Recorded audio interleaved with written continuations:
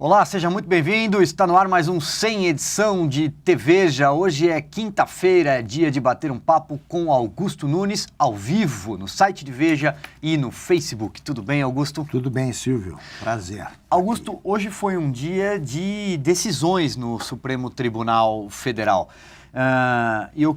São 3 decisões, eu queria começar pela primeira, do ministro Teori Zavascki, que recusou mais um pedido da defesa do ex-presidente Luiz Inácio Lula da Silva para que os inquéritos, para que o processo, para que as investigações contra ele saiam das mãos do juiz Sérgio Moro, responsável pela Lava Jato, e migrem para o Supremo Tribunal Federal. E eu queria começar com uma pergunta para você. Por que a alma mais honesta do mundo tem tanto medo de um juiz da primeira instância? Acho que é uma pergunta e uma resposta já. Eu acho o seguinte, você tem medo de juiz, não? Não, eu não devo não. nada. Se eu for acusado injustamente, se me atribuírem crimes que eu não cometi, tudo que eu ia desejar era um depoimento na justiça, diante do juiz que suspeita de mim, para provar que eu sou inocente. Então, quando falam, por exemplo, em quebrar sigilo, bancário, se se apavora, pode quebrar, porque aí tem coisa.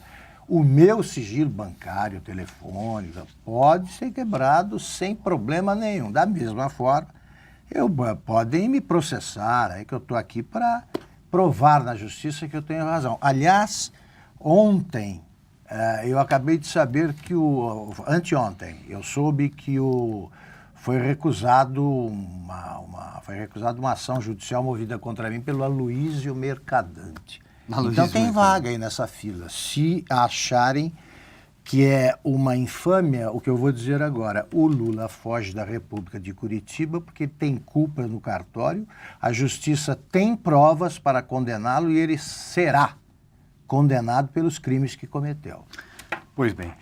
Bom, Augusto, seguindo com mais desdobramentos do que o ministro Teori Zavascki decidiu hoje, ele negou um pedido da defesa da ex-presidente Dilma, falar ex-presidente Dilma? Ex-presidente Dilma, para anular a sessão do impeachment.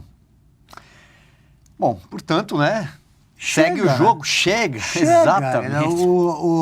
A defesa da Dilma já conseguiu aquele absurdo que foi o fatiamento da votação, o que preservou aí alguns direitos que a ex-presidente Dilma não merece exercer. Já devia ficar satisfeita, agora não, querem que seja anulado o impeachment, querem que ela volte ao Palácio do Planalto para continuar o trabalho de destruição do Brasil. Chega, para com isso, ela é ex-presidente, que nem ela vai se identificar como ex-presidenta. Bom, só para a gente registrar, Augusto Nunes, o que a ex-presidente argumentava, na verdade, José Eduardo Cardoso, ex-ministro que acabou se tornando advogado dela, ele apontava alguns, que era, segundo ele, falhas técnicas no relatório, curioso, no relatório amplamente elogiado do Antônio Anastasia, que foi o relator. Claro, muito bem feito. Segundo ele, o Anastasia teria incluído mais decretos de liberação de crédito suplementar no parecer do que o que foi considerado pela Câmara. E aí isso teria prejudicado a sua defesa. E ele também dizia, contestava ali o uso de trechos da Lei 1079, a lei do impeachment, segundo eles, trechos mais abrangentes do que a Constituição. A verdade é que o jogo está jogadíssimo. Totalmente, e mais, Silvio? Não por culpa do relator Antônio Anastasia, o documento final, ele peca pela ausência de crimes praticados pela Dilma, porque ele foi impossibilitado aí pelo Supremo de incluir, Foi proibido de incluir. Ele não pode falar do que já se sabe sobre as ilegalidades ocorridas na campanha eleitoral, ele não pode falar que a Dilma claramente tentou obstruir investigações da Lava Jato, etc, etc. Então, o documento é incompleto, ele não tem coisas a mais. Ele peca por ter coisas a menos. Justamente. Aliás, só um parêntese, Augusto. Enquanto a gente conversa aqui, eu também acompanho o que os nossos leitores, telespectadores comentam pelo Facebook. E foi a Verônica Lustosa que lembrou da jararaca na história, enquanto a gente falou do Lula, né? Que ele dizia que... Bem e lembrado, agora, né? E a paulada? Bem lembrado, quer dizer... A jararaca deve estar levando paulada na cabeça direto, né? Porque diz que não atingiram e tal, nada, ele está aí fugindo. Muito bem. No Supremo, Augusto, ainda resta a discussão ali, né? Uma deliberação sobre o tal do fatiamento da votação do impeachment. Ainda não foi, né? Isso ainda não foi decidido. Diversos partidos que compõem ali a base do governo Michel Temer, o PMDB, o PSDB, o DEM, o PPS...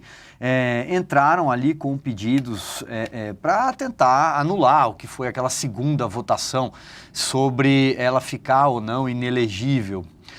Isso o Supremo ainda vai se manifestar. Porém, hoje a ministra Rosa Weber teve uma decisão técnica. Ela determinou que os partidos que questionaram o fatiamento incluam a Dilma como parte da ação. É uma questão técnica, ela não está nem aceitando nem rechaçando. Sei. Mas a gente ainda deve ter a decisão do Supremo sobre isso. Esse assunto a gente já discutiu aqui na bancada, né? Eu acho que não resta nenhuma dúvida. O artigo 52 da Constituição, parágrafo único, a gente até no último programa exibimos ali o trecho do artigo. Ele foi atropelado. Ele foi atropelado, né? Isso aí vai ficar na folha corrida do ministro Lewandowski como um caso singularíssimo. O presidente do Supremo, que é o tribunal encarregado de defender a Constituição, né? O STF é o guardião da Constituição brasileira, o seu presidente violou a Constituição publicamente diante de uma plateia de milhões de espectadores que acompanhavam a sessão, e isso aí vai ficar registrado na folha corrida, que pode ser transformada por esta anotação em prontuário. Justamente. Deixa eu aproveitar, Augusto, mandar um abraço aí para o Eduardo Paleário, que está dizendo que o interior de São Paulo nos acompanha, e para o Rogério Macero, está pedindo para você mandar um alô lá para Londres. Muito bacana, brasileiros acompanhando o que está acontecendo aqui no Brasil. Augusto, a terceira decisão do Supremo hoje diz respeito a outro personagem que também vai tarde. Eduardo Cunha. Por 10 votos a 1, o único ministro que votou diferente dos demais foi o Marco Aurélio Mello. Sim, claro. Pois é. Claro. O Supremo suspendeu o processo do Cunha. Vai a voto o processo de cassação de mandato dele. Está agendada a sessão para segunda-feira. Esperamos que dê quórum, né? E ao que tudo indica, vou tirar aqui como régua, Augusto Nunes, por exemplo... Eu olhei agora há pouco na home ali, page por exemplo, do portal Estado de São Paulo, né? 267 deputados já declararam que vão votar pela cassação. Já são 10 a mais do que o mínimo necessário para que ele perca um mandato. O voto é aberto. E aí... Eu gostaria que você relembrasse aquela sua velha máxima sobre a fidelidade de um político a outro em horas tristes, né? O Congresso é formado por líderes, né? Todos são líderes políticos em sua região. E eles têm um instinto de sobrevivência muito agudo. E o que eles dizem, todos repetem uma frase, um pensamento que diz mais ou menos o seguinte: eles acompanham um aliado durante o velório todo, eles participam da cerimônia de sepultamento, mas eles não se deitam no caixão junto com ninguém, né? E eles dizem: eu te acompanho até o fim do velório, mas eu não vou para a sepultura com você. É o que está acontecendo porque ninguém diz, né, dá o nome, né, é entrevistado publicamente ali, não é em off esse negócio. Diz que vai comparecer e diz que vai votar pela cassação, a favor da cassação. Não vejo nenhum sentido em alguém mentir, agora não aparece. Acho que eles vão, mesmo numa segunda-feira, porque aí aproveitam e participam da posse da ministra Carmen Lúcia, né? Porque chega ao fim a era Ricardo Lewandowski. E vão votar, e como você, a favor da cassação, e como você disse, já vai tarde, né? Ontem o Brasil comemorou o fato de se tornar livre no dia da independência também de Dilma Rousseff. Na segunda-feira estaremos livres do Eduardo Cunha, e os dois não passarão de um asterisco na história, mas perturbaram a nossa vida bastante. Exatamente. Por muito tempo, demais, né? E protagonizaram farsas que felizmente chegam ao fim. Exatamente. Augusto, aproveitar e mandar mais um alô. Olha, muita gente. Sueli Carvalho, do País de Gales. Muito bacana. Maravilha. Antônio Carlos de Leme, no interior de São Paulo. Jair Santos, lá do Maranhão.